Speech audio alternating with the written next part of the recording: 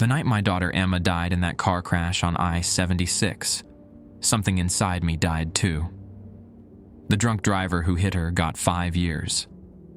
5 years for stealing my little girl's future, for turning my wife into a hollow shell who couldn't bear to look at me anymore. Rebecca left 3 months later, taking nothing but the photo albums and our wedding ring.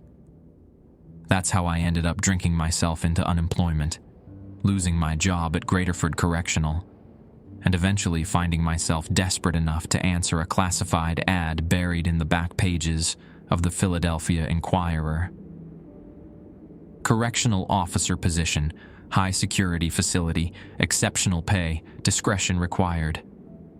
The interview took place in a cramped office above a cheesesteak joint on South Street.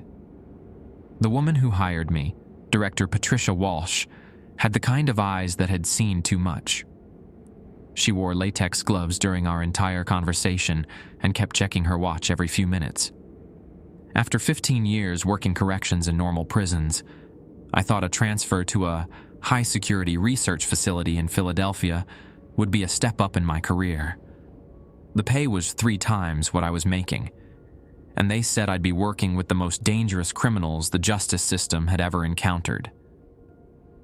What she didn't mention was that these criminals include things with too many teeth, prisoners who cast no reflection in the security monitors, and inmates whose case files are stamped with symbols instead of crime codes. The facility doesn't show up on any maps, and when people ask where I work, I'm supposed to say I'm employed by the Department of Sanitation. The building itself sits beneath the abandoned Eastern State Penitentiary, accessible only through a maintenance tunnel that connects to the old subway system. Most Philadelphians walking their dogs through Fairmount Park have no idea that 60 feet below their jogging path, something that used to be human is scratching tally marks into concrete walls with fingernails that grew back faster than we could trim them. My first day was 3 weeks ago. Director Walsh handed me a laminated card with 7 protocols printed in bold red letters. "These aren't suggestions, Clark," she said, lighting her 4th cigarette of the morning. "They are survival instructions.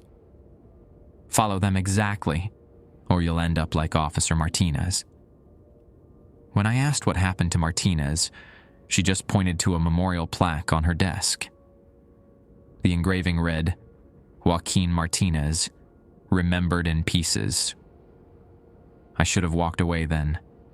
Should have driven my rusted Honda straight back to the unemployment office. But Emma's medical bills were still crushing me, and Rebecca's lawyer was demanding alimony payments I couldn't afford. So I took the job. And now I'm writing this because I need someone to know the truth about what's really locked away beneath Philadelphia's streets, in case I don't make it through another shift.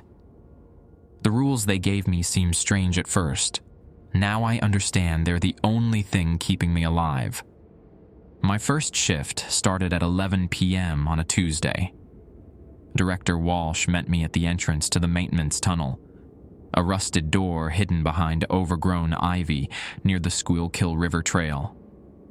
She handed me a flashlight that felt heavier than it should have, and a radio that crackled with static every few seconds. "The elevator takes exactly 3 minutes and 47 seconds to reach level B7, she said, checking her watch again. Counted out loud. If it takes longer than 4 minutes, something's wrong with the shaft, and you need to hit the emergency stop. The descent felt like falling into the Earth's stomach. My ears popped twice, and the temperature dropped enough that I could see my breath fogging in the cramped elevator car. The walls were lined with what looked like lead sheeting, and someone had scratched "Abandon Hope" into the metal before giving up halfway through the word "hope." Level B7 opened into a circular corridor lined with cell doors. Each door had a small observation window reinforced with wire mesh, and above each window was a placard with symbols I didn't recognize. Spirals, interconnected triangles, something that looked like a tree growing upside down. Officer Benjamin was waiting for me. He'd worked here for 8 years, and it showed in the way he moved, always checking corners, never turning his back to the cells, constantly touching the crucifix hanging from his neck. His uniform was spotless, but his hands shook when he lit his cigarette. "First thing you need to understand," Ben said, walking me toward the guard station, "is that everything down here used to be human. Some still are, technically. Others, well, let's just say the classification gets complicated." The guard station was a reinforced glass booth in the center of the corridor, giving us a clear view of all 24 cells.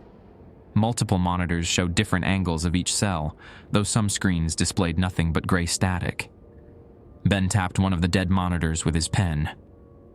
"Cell 7. We don't get video feed from there anymore. Started about 6 months ago. The prisoner, we call him Vincent. He does something to electronics. Cameras, microphones, even digital watches stop working if you wear them too close to his cell." I peered down the corridor toward Cell 7. The observation window glowed with a faint greenish light that seemed to pulse like a heartbeat. "What did he do? I mean, before he got here?" Then crushed his cigarette in an ashtray overflowing with butts. "Vincent Torres used to be an electrician in North Philly. Wife, 2 kids, coached Little League on weekends. Then something happened during the job at an old textile factory on Frankfurt Avenue. When the police found him 3 days later, he was standing in his basement, completely naked, holding a line of electrical wires in both hands. The power meter showed he'd been drawing enough electricity to run a small hospital. And his family? They were in the basement too. What was left of them?" Ben's voice dropped to barely above a whisper. "The coroner said they'd been electrocuted from the inside out. But here's the thing. There wasn't a mark on them. No burns, no entry wounds. Their nervous systems just fried." I felt my stomach twist. "How do you contain someone like that?" Ben pointed to the thick rubber mats covering the floor around Cell 7 and the copper mesh woven into the walls. "Faraday cage principles. Keeps his electrical field contained. But even with all that, strange things happen. Light bulbs burn out faster on this block. Sometimes you can hear music coming from the air vents. Old radio programs from the 1940s. As if summoned by our conversation, a soft humming drifted from the direction of Cell 7. It sounded like a child singing a lullaby, but distorted, like it was coming through water. He does that every night around midnight," Ben said, checking his watch. "Sings his daughter to sleep. Problem is, she's been dead for 3 years." The humming stopped abruptly, and for a moment, the corridor fell silent. Then Vincent's voice echoed from Cell 7, clear as if he was standing right next to us. "New fish in the pond, Benny boy. Bring him by for introductions." If you like the stories, please hype the videos from a button like this just above the comment section. It helps the videos to get more reach and perform well. It would take just a few seconds and cost nothing, but would help the channel grow even faster. Thank you. Ben pulled out the laminated rule card and handed it to me. "Before we go any further, you need to memorize these, word for word. Your life depends on it." I studied the 7 protocols printed in red ink. Protocol 1. Never make direct eye contact with any prisoner for more than 3 seconds. Look at their chin or forehead instead. Protocol 2. If a prisoner knows your real name without being told, report to medical immediately for blood screening. Protocol 3. During feeding time, 2 a.m. to 4 a.m., wear the provided lead-lined gloves. Do not touch any food directly. Protocol 4. If you hear your dead relatives calling your name, plug your ears and count backwards from 100. Do not respond or acknowledge the voices. Protocol 5. All cell checks must be completed in pairs. Never enter the corridor alone during shift hours. Protocol 6. If a prisoner offers you anything, food, information, personal items, decline politely and log the incident immediately. Protocol 7. Should any prisoner escape their cell, activate the lockdown alarm and retreat to the safe room. Do not attempt pursuit or containment. These seem, I started to say, but Ben cut me off. Reasonable? Yeah, they did to me too, until I saw what happens when you break them. He pointed to a faded brown stain on the corridor floor near cell 12. That's where Officer Rodriguez learned why Protocol 1 exists. Poor bastard thought he was tough, stared down the thing in cell 12 for a full minute, started bleeding from his eyes, then his ears, then... well, let's just say we needed a mop and bucket. A soft tapping sound echoed from one of the cells, rhythmic and patient. Ben's face tightened. That's Angela Whitman in cell 15. Used to be a kindergarten teacher in Fishtown. Loved those kids more than anything. The tapping continued, growing faster. Problem is, her love got a little too intense. Started keeping kids after school, claiming they weren't safe at home. When parents complained, she'd visit their houses at night, leaving little presents on their doorsteps. Dead birds arranged in heart shapes, bloody handprints on windows. How did they catch her? She kidnapped 7 children over the course of 2 weeks. Police found them in her basement, all of them alive, but changed. They'd been fed a steady diet of something that made them docile, compliant. Turned out Angela had been grinding up her own hair and mixing it into their food. The kids kept asking for Miss Angela's special cookies even after they were rescued. The tapping stopped. A woman's voice, sweet and nurturing, drifted from cell 15.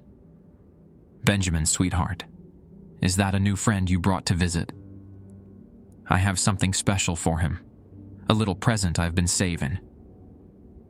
Ben grabbed my arm and pulled me further from cell 15. "Don't respond. Don't even breathe too loud when you walk past her cell. Angela has this way of getting into your head, making you think you need to protect her, take care of her." 3 guards quit after working her block. All of them said they started having dreams about tucking her into bed, reading her bedtime stories. We moved toward the other end of the corridor, passing cells that seemed to pulse with their own malevolent energy. Cell 3 contained Marcus Fielden, a former social worker who'd convinced 12 families to surrender their children to him for proper care. The children were never found, but Marcus's basement contained 37 small graves, each marked with a different child's favorite toy. "The worst part about Marcus," Ben whispered, "is that he still believes he was helping those kids. Thinks he saved them from neglectful parents, gave them peace. Sometimes he cries at night, talking about how much he misses his little angels." Cell 9 housed something Ben called the Collector. Real name, David Park, former museum curator who developed an obsession with preserving beautiful things. When police raided his apartment in Society Hill, they found 17 people in various stages of taxidermy, all positioned in lifelike scenes throughout his living room. "David's still working on his collection down here," Ben said, nodding toward the cell. "We find little sculptures in his cell during inspections, mice, insects, sometimes pieces of his own skin, all perfectly preserved. He keeps asking for specimens to work with, gets agitated when we refuse." A metallic scraping sound echoed from cell 9, like fingernails on metal. Through the observation window, I could see a figure hunched over something in the corner, working with intense concentration. "What's he making in there?" "We're not sure. Could be art, could be something else. The psychology reports say he's trying to perfect the human form through preservation. Problem is, his definition of perfection involves removing what he calls unnecessary parts, tongues, eyelids, anything that moves too much. As we walked back toward the guard station, Ben pointed out other cells. Cell 2 contained Rebecca Santos, a pediatric nurse who'd been injecting children with a homemade serum that was supposed to cure their sadness forever. Cell 18 housed Thomas Mitchell, a school counselor who'd convinced troubled teens that suicide was the only way to find peace, then watched them follow through on his advice. "The thing you need to understand, Evan," Ben said as we settled back into the guard station, "is that most of these people started with good intentions. They wanted to help, to heal, to make the world better. But something broke inside them, twisted their compassion into something horrible. At exactly midnight, the lights dimmed automatically, and a low hum filled the corridor. Several of the prisoners began their nightly routines. Vincent's electrical humming, Angela's soft lullabies, the scraping sounds from David's cell. Night shift is when they're most active, Ben said, pulling on the lead-lined gloves. It's feeding time in 2 hours. That's when you'll really understand why we need those protocols. A new voice joined the nocturnal chorus, a child's giggle from cell 22. It sounded innocent, playful, but it made my skin crawl. "Who's that?" Ben's face went pale. "That's cell 22. We don't talk about cell 22. The child's giggle from cell 22 stopped abruptly, replaced by the sound of something heavy being dragged across the floor. Ben immediately reached for his radio, but static filled the air instead of the usual dispatch chatter. "They affect electronics differently," he explained, shaking the radio until it crackled back to life. "Vincent drains power, but the thing in cell 22, it corrupts signals, turns them into something else. Last month, emergency dispatch received a call for help that sounded like my voice. Problem was, I was standing right here when they got it. I tried to peer towards cell 22, but then grabbed my shoulder. Don't. That's the most important rule that's not written down anywhere. Cell 22 has been empty for 6 months, officially. The prisoner was transferred to another facility. But sometimes we still hear things from in there. Voices, movements, sounds that shouldn't exist in an empty room. What was in there originally?" Ben lit another cigarette, his third since my shift started. "Timothy Walsh, 8 years old when they brought him here. Director Walsh's nephew." "A child? They imprisoned a child?" Timothy wasn't exactly a child anymore.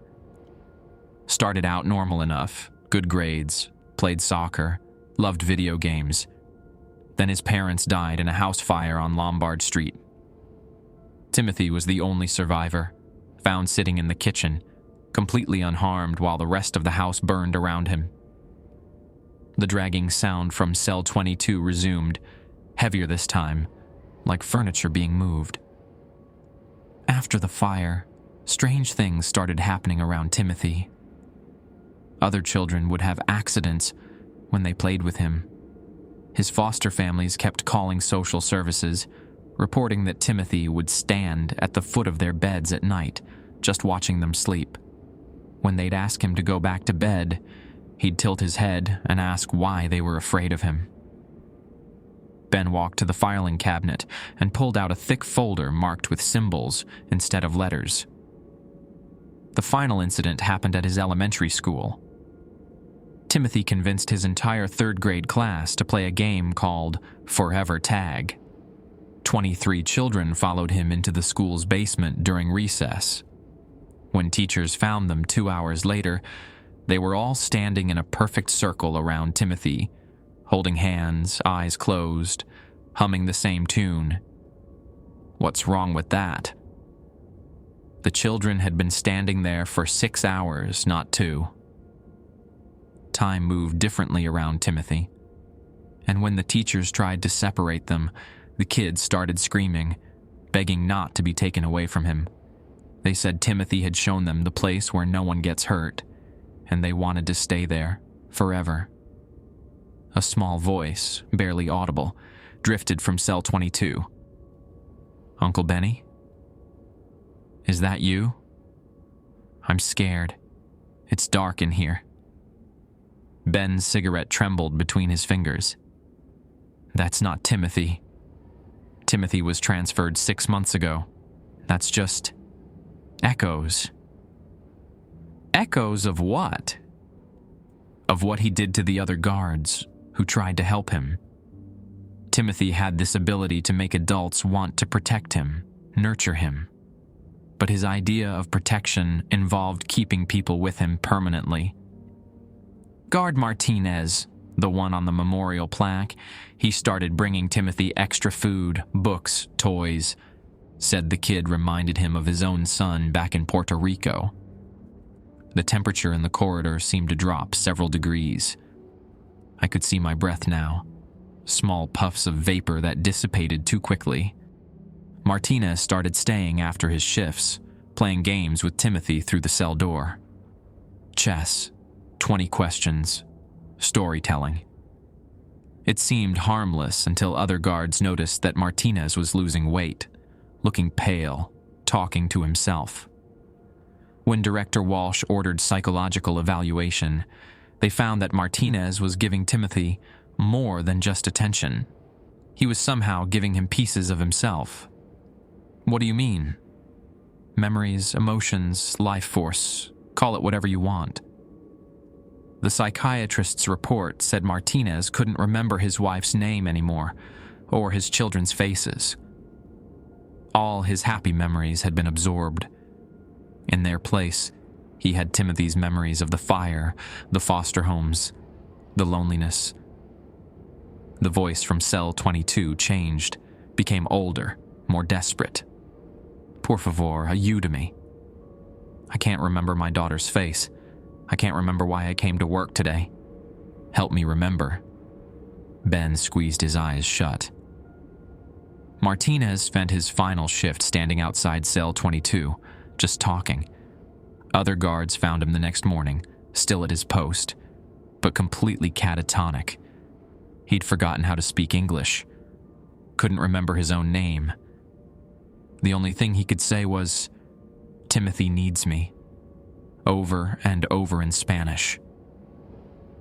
I wanted to ask more questions, but the feeding alarm sounded, 2 long blasts followed by 3 short ones. Ben immediately pulled on his lead-lined gloves and handed me a matching pair. "Feeding time. This is where you really learn what these things are capable of." He unlocked a heavy metal cart loaded with sealed containers. Each container was labeled with a cell number and contents that made no sense. Cell 3, raw meat, room temperature. Cell 7, copper wire, exactly, 6 inches. Cell 15, children's vitamins, crushed fine. They don't eat normal food. Some do. Others have specific dietary requirements that developed after their transformation. Vincent needs metal to conduct electricity through his system. Angela requires nutrients found in children's vitamins.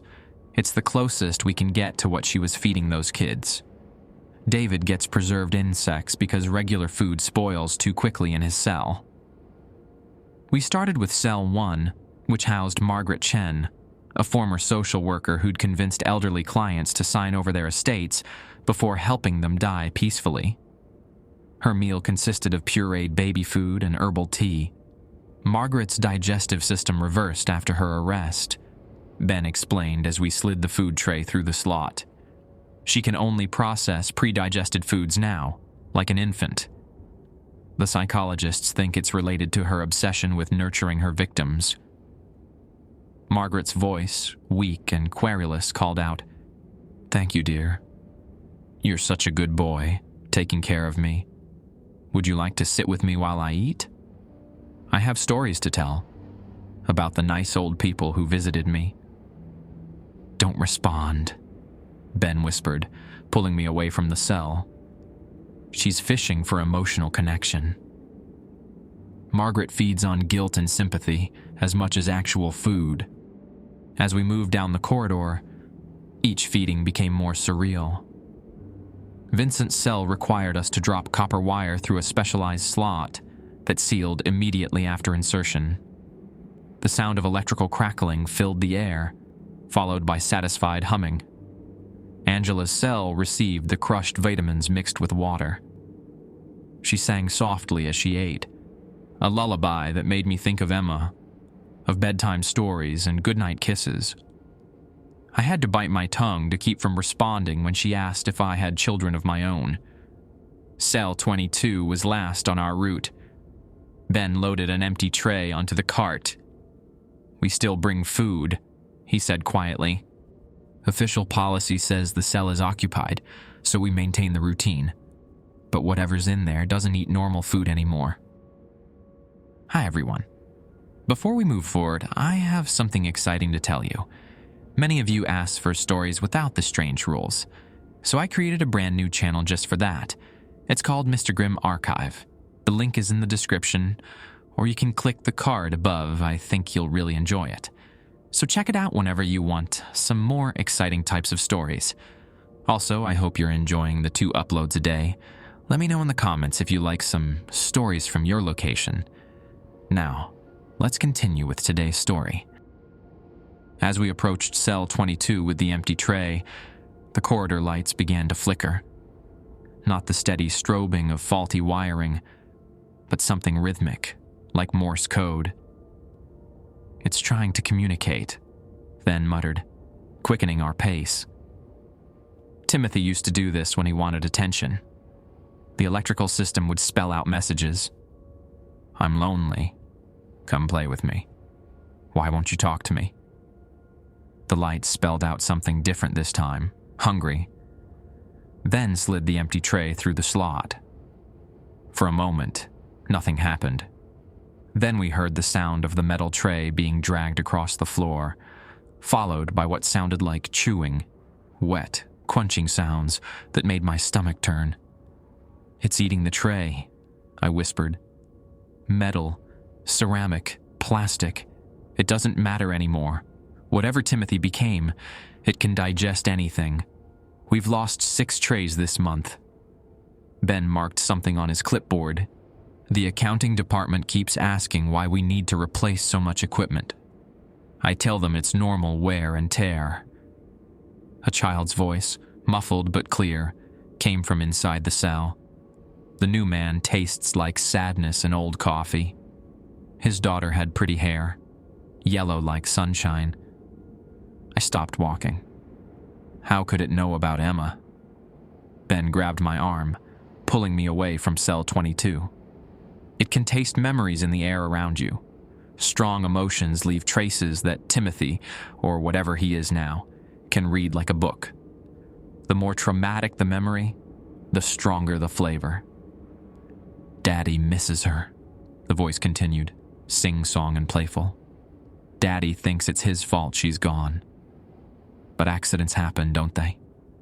Cars slip on wet roads. Little girls don't always look both ways." My legs nearly gave out. Emma wasn't hit by a drunk driver. She was crossing the street after school. It was raining. The car couldn't stop in time. "You lied to yourself." Timothy's voice giggled. "Made up the drunk driver's story because random accidents are scarier than someone to blame. The man who hit her was sober, just driving home from work. You needed a villain." Ben was dragging me now, away from cell 22, but Timothy's voice followed us down the corridor. "Daddy wants to visit Emma. Daddy thinks about joining her sometimes, but Daddy's too scared. Timothy isn't scared. Timothy knows where all the lost children go." We reached the guard station, and Ben shoved me into a chair. "Don't listen to it. That thing in cell 22 feeds on emotional trauma. It takes your worst memories and twists them, uses them against you." But Timothy wasn't finished. The lights throughout the corridor began spelling out messages again. "Emma wants to see you. "Daddy, come play with us. We have forever to spend together." "How do you make it stop?" I asked, my voice shaking. "You can't." "Timothy latched onto your grief the moment you walked down here. It's like blood in the water for him." Ben pulled out a small bottle of pills from his desk drawer. "These help. Anti-anxiety medication. Takes the edge off emotional responses, makes you less appetizing to the empathic feeders." I dry swallowed 2 pills while Ben continued his explanation. "Timothy isn't the only one who feeds on emotions. Angela draws from parental instincts. David feeds on aesthetic appreciation. Rebecca Santos needs compassion to survive. That's why the protocols exist. They limit emotional exposure." The radio crackled to life. "Guard station, this is Director Walsh. We have a situation developing on level B5. One of the research subjects has breached containment." Ben's face went white. "Level B5? That's where they keep the fresh intakes, the ones who haven't been classified yet. All personnel are to remain at their stations until further notice." Director Walsh's voice continued. "Do not attempt to investigate. Lockdown procedures are in effect." As if on cue, the overhead lights turned red, and steel barriers began descending over the cell observation windows. Emergency locks engaged with heavy metallic thuds. The prisoners' nightly sounds, humming, scraping, crying, all stopped at once. "This has never happened before," Ben whispered, checking his sidearm. "The research levels are supposed to be completely isolated." A new sound echoed through the corridor. Footsteps, but wrong somehow. They were too heavy with an odd rhythm, as if whoever was walking had too many legs or was dragging something behind them. "Ben," I said quietly, "Protocol 7 says to retreat to the safe room if a prisoner escapes. Where's the safe room?" Ben pointed to a heavy door behind the guard station. "But that's for our level. If something from B5 made it down here." The footsteps were getting closer. Along with them came a smell I recognized from my days at Greaterford. The scent of fear, unwashed bodies, and something else. Something sweet and rotten, like flowers left too long in stagnant water. Vincent's voice called out from cell 7. "Company's coming, boys. Something that don't belong in the dark places. Something that remembers daylight." The lights went out completely. Emergency lighting kicked in, bathing everything in a sickly green glow. In that eerie illumination, I could see something moving at the far end of the corridor. A shape that didn't quite fit the shadows it cast. "Jesus Christ," Ben breathed. "That's not possible." The containment barriers are 6 inches of reinforced steel. The shape moved closer, and I could make out more details. It had been human once, but something had changed it. Extra limbs sprouted from its torso, and its head tilted at angles that suggested additional joints in its neck. It wore the tattered remains of a prison jumpsuit marked Intake 47. "What did they do to it?" I asked. "The research division runs experiments. Trying to understand how ordinary people transform into this." Ben's voice was barely audible. "They take fresh subjects, people who committed horrible crimes but haven't manifested supernatural abilities yet, and they try to accelerate the process." The creature stopped directly in front of our guard station. Even through the reinforced glass, I could hear it breathing. Wet, labored sounds like air moving through damaged lungs. Angela's voice drifted from cell 15. "Oh, sweetheart, you look hurt. Come to Miss Angela. I'll take care of you." The creature turned toward her voice, and I saw its face clearly for the first time. It had been a woman, middle-aged, with graying hair and kind eyes. but those eyes now held something that made my skin crawl, an intelligence that was no longer entirely human. "That's Dr. Sarah Klein," Ben whispered. "She was brought in last week. Pediatrician who'd been euthanizing terminal children without parental consent. Thought she was ending their suffering." The creature that had been Dr. Klein pressed its face against Angela's cell window. Multiple voices spoke from its throat, children's voices, overlapping and harmonizing. "We want to go home now. We want our mommies. Please let us go home." Angela's response was immediate. "Of course, babies. Miss Angela will take you home. Just open the door for me." The creature's extra limbs began working at Angela's cell lock, fingers that had grown too long and thin slipping into the mechanism with surgical precision. "It's going to let her out," I said.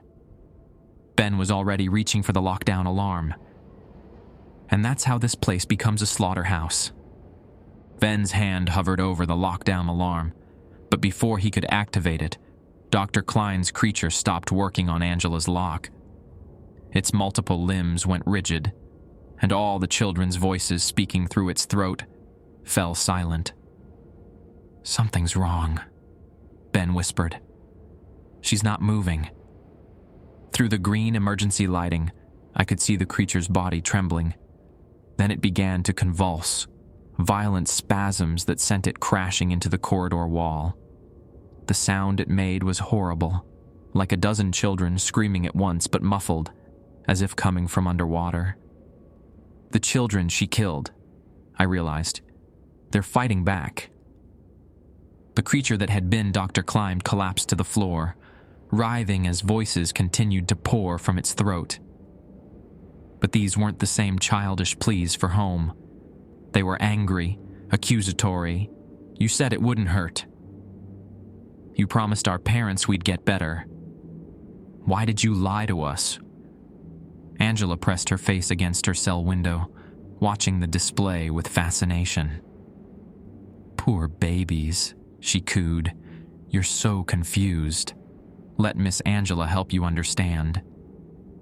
"Don't listen to her," Ben called out, though I wasn't sure if he was talking to me, the creature, or the voices of dead children.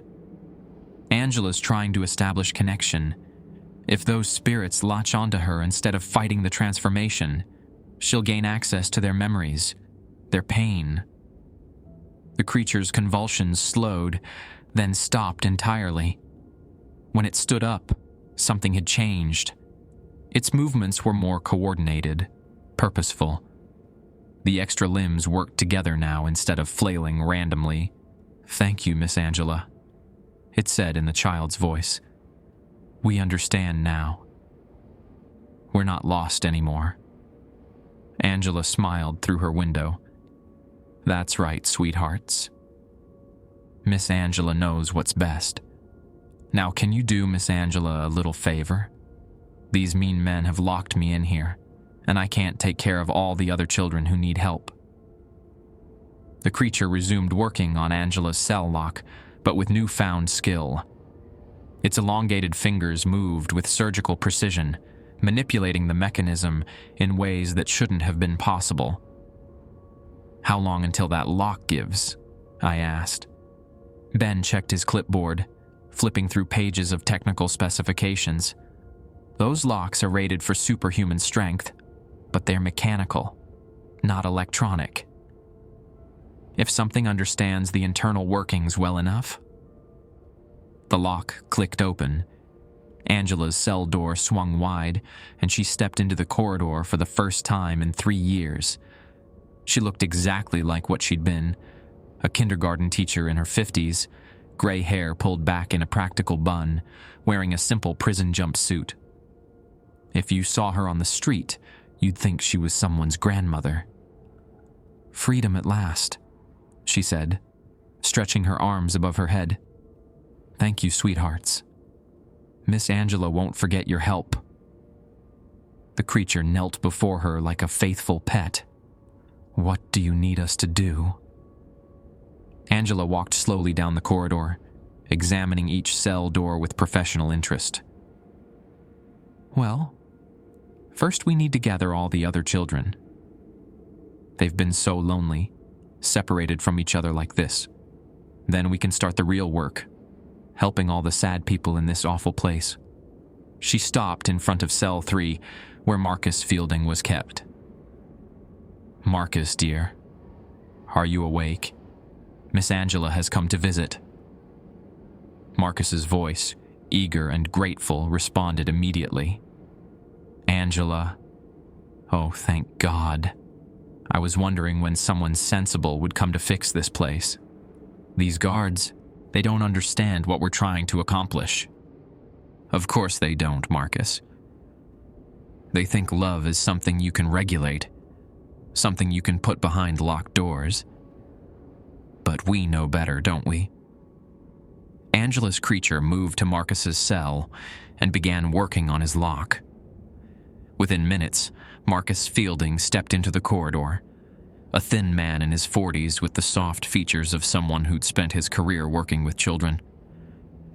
This is wonderful, Marcus said, looking around the corridor with wonder. We can finally create the safe space these children deserve. No more interference from parents who don't understand. No more bureaucrats who prioritize paperwork over protection. Exactly, Angela agreed. And look what friends we've already made. She gestured to the transformed Dr. Klein creature, which had begun making soft cooing sounds, the kind of noises adults make to comfort upset children. Ben grabbed his radio. Director Walsh, we have a code red situation on level B7. Multiple containment breaches. Angela Whitman and Marcus Fielding are mobile, accompanied by an unidentified transformed subject. Static answered him. Then Timothy's childish giggle filled the air, but this time it was coming from the radio speaker. Uncle Benny called for help, but help isn't coming. All the grown-ups are busy playing their own games upstairs. Ben threw the radio across the guard station, and it shattered against the wall. The communications are compromised. Timothy's interfering with all electronic signals. Angela had moved to cell 7. Vincent, dear, Miss Angela needs your special talents. Can you help us with the electrical systems? Vincent's voice, crackling with static, responded, Happy to help, ma'am. Been wanting to redecorate this place for years. Maybe add some mood lighting, fix the ventilation problems. The lights began to strobe in sequence down the corridor as Vincent's electrical field interacted with the building's wiring. Cell doors clicked open one by one, not the heavy mechanical sounds of locks being picked, but the electronic hum of systems being overridden. David Park emerged from cell 9, carrying something small and preserved in his hands. Angela, how delightful to see you again. I've been working on a special project, a representation of childhood innocence, perfectly captured and preserved for eternity. Rebecca Santos stepped out of cell 18, her former nurse's training evident in the way she immediately began assessing everyone's health. My goodness, look at all these people who need care. Marcus, you've lost weight. Vincent, your electrical field is fluctuating. Are you getting enough copper in your diet? Within 10 minutes, half the corridor's prisoners were free and socializing like old friends at a reunion. They gathered around Angela, who had assumed the role of group leader with natural ease. Now, children, she addressed the group, we have a wonderful opportunity here. All these years, we've been separated, unable to help each other or share our gifts. But tonight, we can finally work together to create something beautiful. What did you have in mind? Marcus asked. Angela smiled, and for a moment I could see exactly why children had trusted her. We're going to turn this entire facility into the safe space we always dreamed of. A place where no one gets hurt, where everyone is taken care of, where all the lost children in the world can finally find peace. The creature that had been Dr. Klein spoke up, its chorus of children's voices harmonizing. We want to help. We want to make the sad people happy. Of course you do, sweethearts. And Miss Angela knows exactly how you can help. Angela turned toward our guard station, and for the first time since her escape, she looked directly at Ben and me. Her eyes held the same maternal warmth I remembered from Emma's teachers, but underneath that warmth was something predatory. Benjamin, Evan, please come out and join us. We have so much work to do, and we could use your help. Don't you want to be part of something meaningful? Something that helps people instead of hurting them? Ben's hand moved to his sidearm. There's no way out of this corridor except the elevator. If we can reach it. The elevator's been disabled, Vincent's voice announced cheerfully. Electrical systems are all under new management now. Nobody leaves until Angela says they can leave. Angela approached our guard station with the patient determination of someone who had all the time in the world. Behind her, the freed prisoners spread out across the corridor, some examining empty cells, others gathering materials for unknown purposes. You know what the problem is with this place? Angela asked, pressing her palm against the reinforced glass. Everyone's so focused on punishment, on containment, on keeping us away from the people who need our help. But we're not the monsters here. We're the healers, the protectors, the ones who understand what real care looks like. The glass beneath her hand began to crack. The cracks in the reinforced glass spread outward from Angela's palm like a spider web. With each second of contact, more fractures appeared, though she wasn't applying any visible pressure. How is she doing that? I whispered. Ben chambered around in his pistol.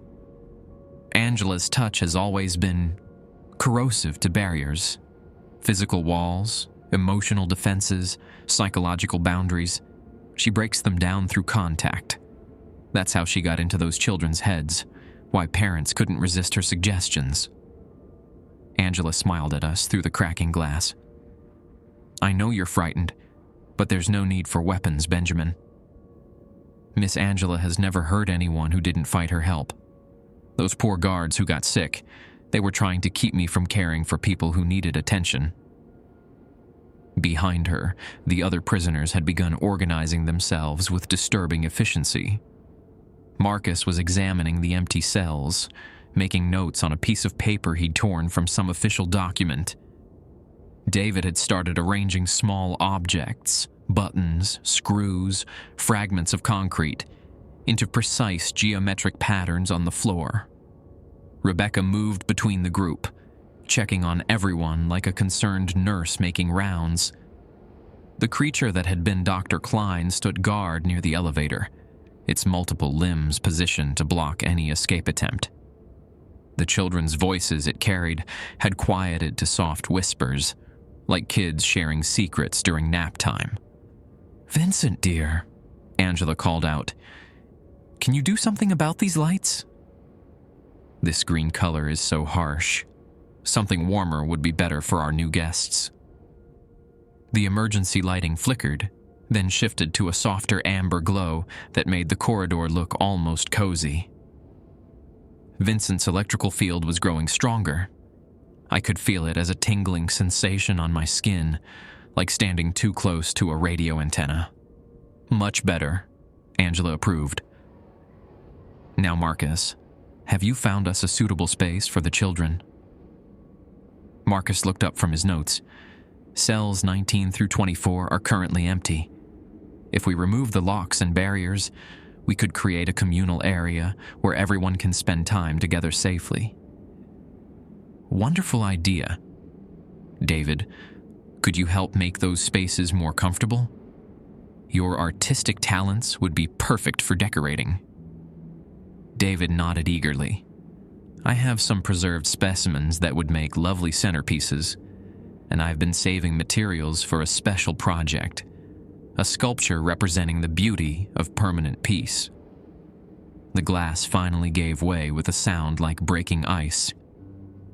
Angela stepped through the opening into our guard station, shaking fragments from her gray hair. "There we go," she said pleasantly. "Much better for conversation. Now, gentlemen, I know this seems overwhelming, but I want you to understand what we're offering you." Ben raised his weapon. "Stay back, Angela. I'm authorized to use deadly force." Angela looked at the gun with the patience of a teacher watching a student make a mistake. "Benjamin, sweetie, violence never solves problems. It just creates more hurt, more trauma, more people who need healing. Put that away before someone gets scared." "I'm not putting down my weapon." "Of course you are, dear." Angela's voice carried the same tone she'd probably use to convince children to clean up their toys or take their medicine. "You're going to put it down because shooting me won't help anyone.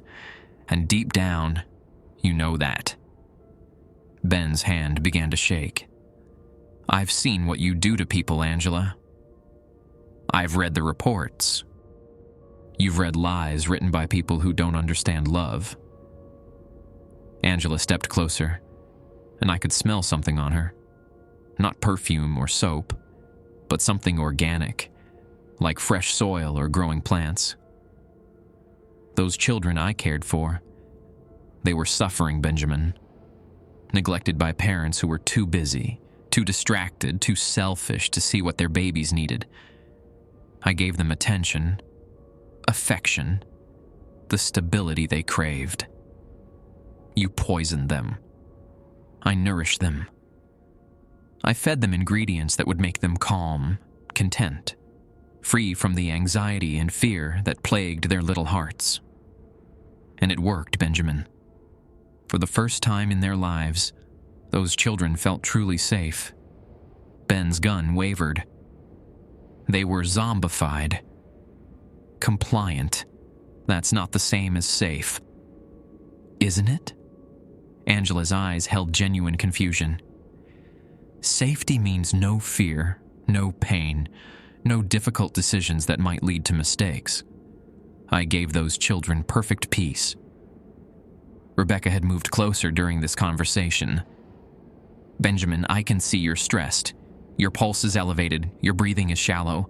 You need medical attention. Let me help you." "Stay away from me." Rebecca's voice carried the professional concern of someone accustomed to caring for patients. "I understand. You've been conditioned to fear us by people who profit from keeping families separated, who make money from human suffering. But we're not your enemies.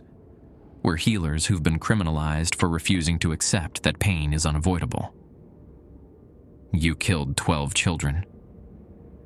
"I ended their suffering permanently.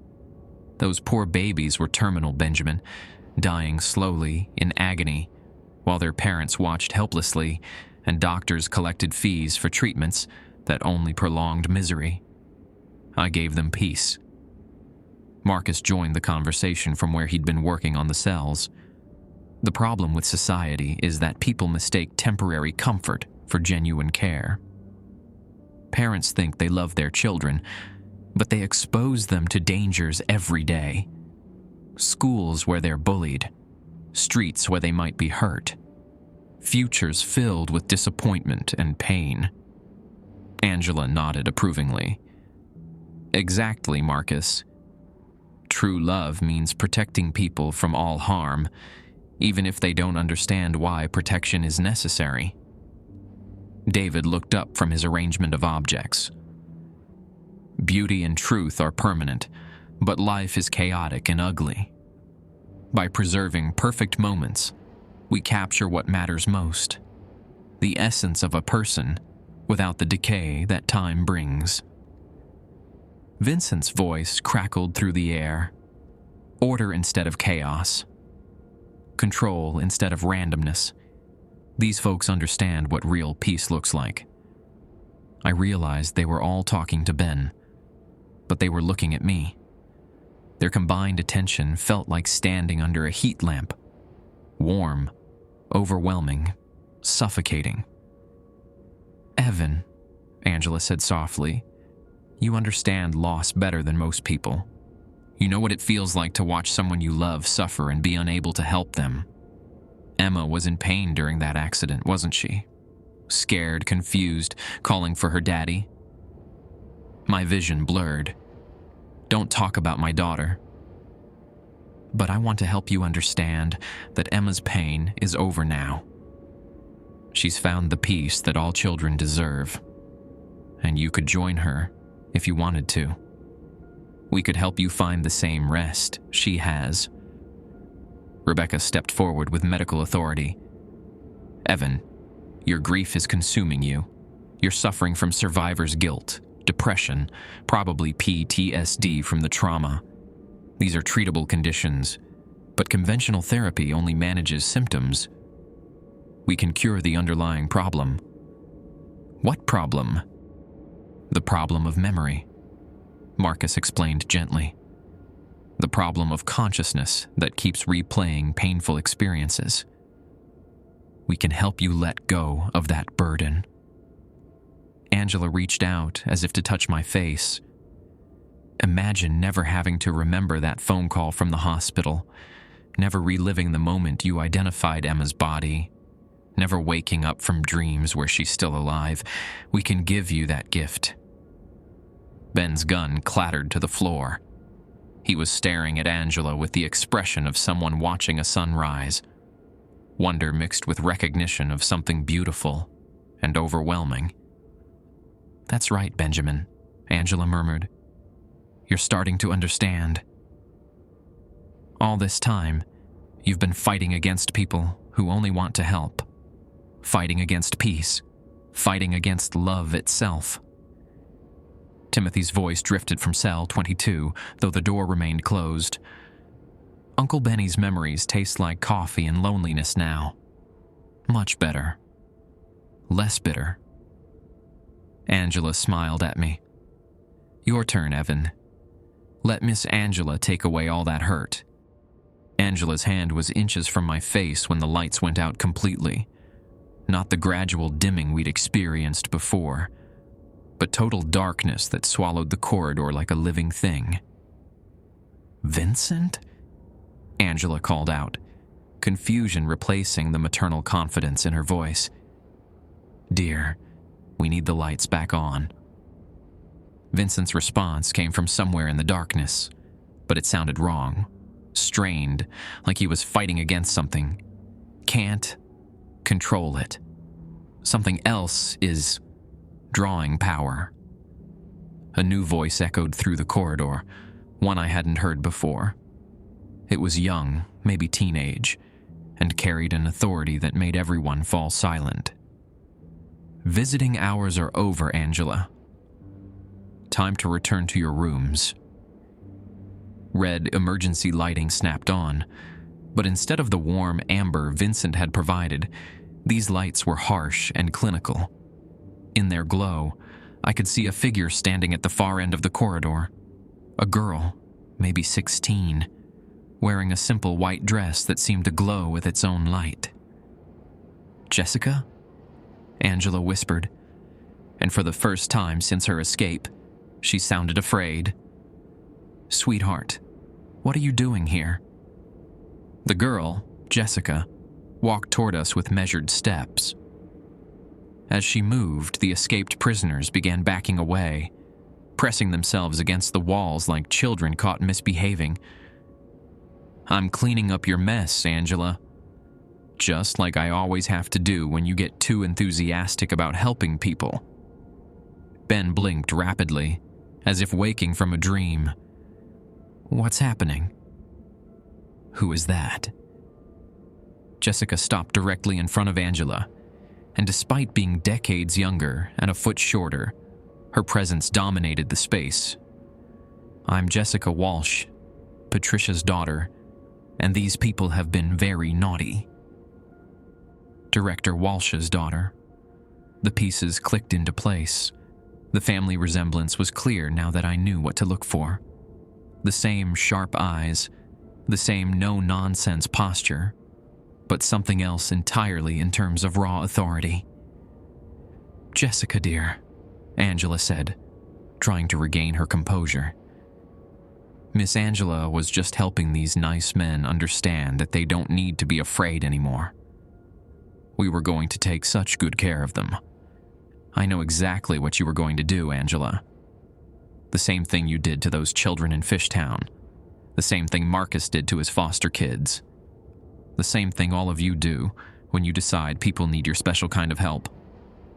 Jessica gestured, and Angela stumbled backward, as if pushed by an invisible force. Return to your cell. Now.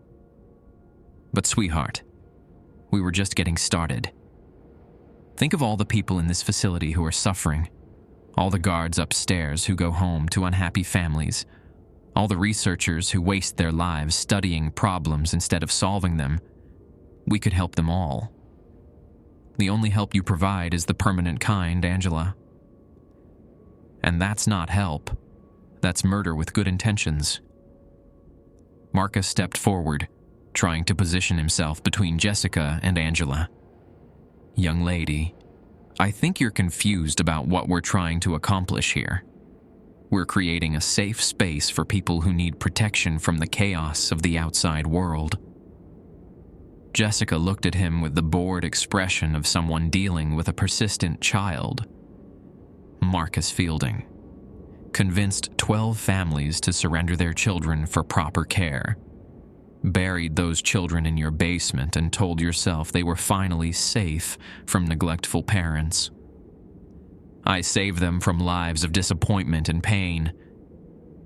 You murdered them because you couldn't stand the idea of children growing up to be independent adults who didn't need you anymore. Your protection was possession, Marcus. Your care was control. Marcus's face crumpled.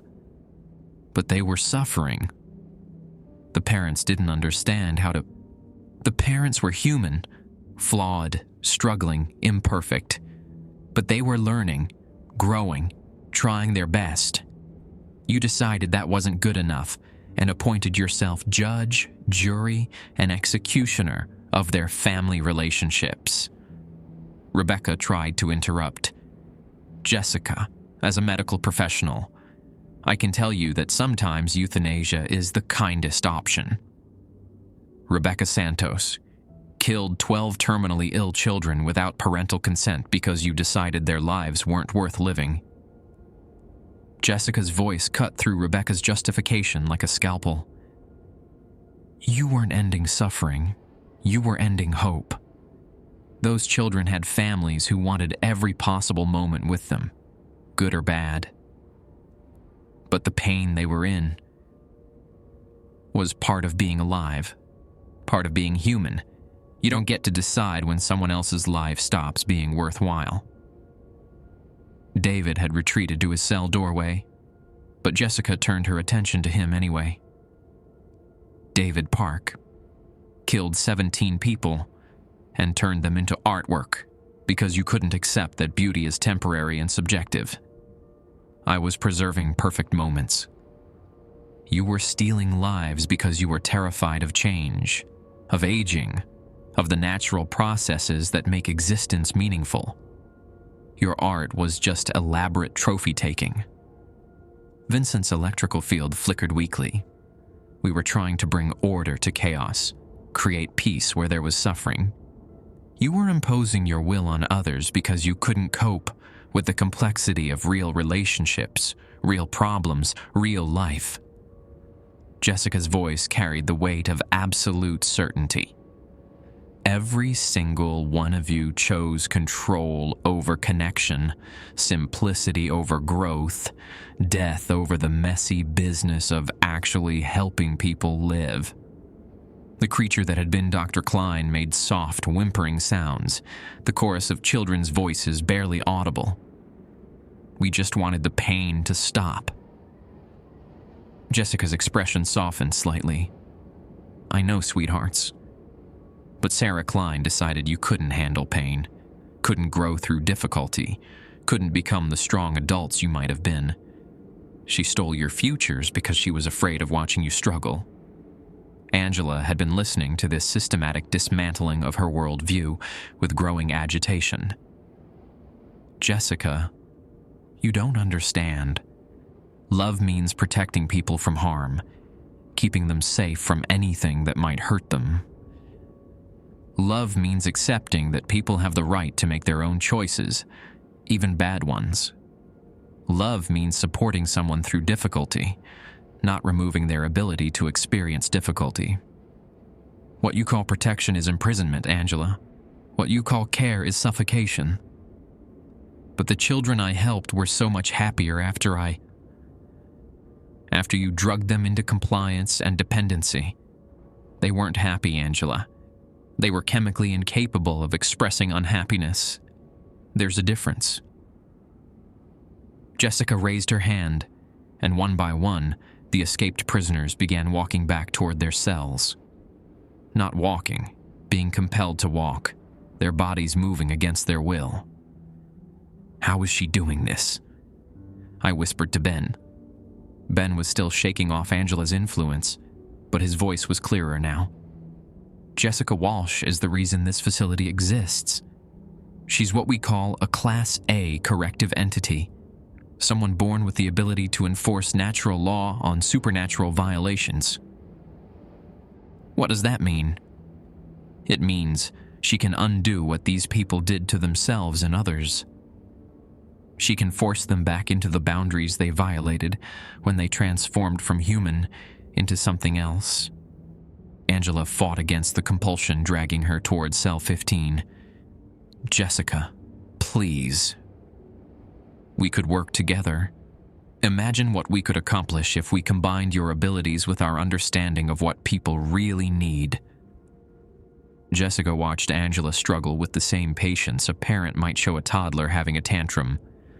"What people need, Angela, is the freedom to make mistakes, learn from consequences, grow through adversity, and find their own definitions of happiness and fulfillment. What you offer is the opposite of growth. It's stagnation disguised as safety. But people get hurt when they're free to make mistakes." "Yes, they do. And that's how they learn not to make those mistakes again. That's how they develop strength, wisdom, resilience. That's how they become fully human instead of dependent children." Angela disappeared into cell 15, and her door sealed with a sound like a bank vault closing. One by one, the others followed. Marcus, Rebecca, David, Vincent, even the transformed Dr. Klein creature, all compelled back into containment by Jessica's will. "How long will they stay contained?" Ben asked. Jessica looked tired suddenly, like a teenager who'd been forced to clean up after irresponsible adults. "Until someone else breaks protocol and lets them out again. These people will never stop believing they know what's best for everyone else. That's what makes them dangerous. They genuinely think they're helping." She turned to leave, then paused. "Evan, your daughter's death wasn't your fault, and joining her wouldn't honor her memory. Emma would want you to keep living, keep struggling, keep growing. Don't let grief turn you into another Angela." With that, Jessica Walsh walked back down the corridor and disappeared into shadows that seemed to welcome her home. I'm writing this during my lunch break, sitting in my car outside a Wawa on Broad Street. It's been 47 days since my first shift at the facility, and I'm still processing what I've learned about the nature of help, harm, and the thin line between protection and imprisonment. Ben returned to work the next night like nothing had happened. When I asked him about Angela's influence, he just shrugged and said, "You build up immunity after a while. Like exposure to a virus, your brain learns to recognize the infection and fight it off." Director Walsh called me into her office a week after the incident. She was chain-smoking again, checking her watch every few minutes, but this time she also looked relieved. "Jessica told me what happened," she said. "Said you handled yourself well for a first-timer. Most new guards either quit after seeing what's down there, or they start sympathizing with the prisoners. You did neither." I asked her about Jessica. about how her own daughter had become something that could control supernatural entities. Director Walsh was quiet for a long time before answering. Jessica was born different. Even as a baby, she could calm crying children just by being near them, stop fights between adults with a look, make violent people reconsider their actions. We thought it was just unusual charisma until she turned 13 and started correcting things that were fundamentally wrong with the world around her. Correcting how? A neighbor's dog that had become aggressive after abuse. Jessica touched it once and it went back to being gentle. A teacher who'd been molesting students, Jessica spoke to him, and he turned himself in the next day. A drunk driver who'd been terrorizing our neighborhood, after Jessica had a conversation with him, he voluntarily surrendered his license and entered rehabilitation. She forces people to be better. She doesn't force anything. She just reminds them what they actually are underneath whatever they've become. Some people can handle that reminder. Others, like our prisoners, have gone too far from their original humanity to make it back without external containment. The facility runs on 3 shifts now. Day shift handles intake and processing. New arrivals who haven't fully transformed yet. Evening shift manages the research levels where they study the transformation process. Night shift, my shift, maintains containment of the fully transformed entities that can never be rehabilitated. I've learned to recognize the signs of impending transformation in new arrivals. The kindergarten teacher, who brings homemade cookies for all her colleagues, but keeps detailed files on their personal lives. The social worker who's convinced that parents are inherently incompetent and children would be better off in institutional care. The doctor who believes some patients would be happier dead than dealing with chronic pain. The scary part isn't that these people become monsters. It's that they start as genuinely caring individuals who want to help others. The transformation happens gradually, as good intentions curdle into control, as empathy becomes paternalism, as protection becomes possession. I think about Emma every day, but not in the way Angela suggested. I remember her laugh when I pushed her on swings at Clark Park. I remember how she'd insist on helping me make pancakes every Saturday morning, creating more mess than assistance. I remember the way she'd curl up next to me during thunderstorms, trusting completely that I could keep her safe from anything scary. Angela would have called those memories painful because they remind me of what I've lost. But Jessica was right. Those memories are what make Emma's life meaningful, not her death. The love I felt for my daughter doesn't require her physical presence to exist. It just requires me to keep being the kind of person she believed I was. I'm still working at the facility. The pay helps with Emma's remaining medical bills, and someone needs to watch over these broken people who think they know what's best for everyone else. Sometimes I catch myself making the same rationalizations they do, thinking I could fix someone's problems if they'd just listen to me, believing I know what would make someone else happy. When that happens, I remember Jessica's words about love meaning the freedom to make mistakes. The hardest lesson I've learned is that helping people sometimes means watching them struggle instead of taking away their struggles. It means supporting someone's choices even when you think they're making the wrong ones. It means accepting that love doesn't give you the right to control someone else's life, no matter how much you care about them. Tonight I go back to level B7 for another shift. The prisoners will try their various manipulations, Angela's maternal comfort, Marcus's protective concern, Vincent's promise of order over chaos. And I'll listen politely, follow the protocols, and remember that the most dangerous people in the world are often the ones who are absolutely certain they're helping. Because the road to hell isn't paved with bad intentions. It's paved with good intentions that have forgotten the difference between caring for someone and controlling them.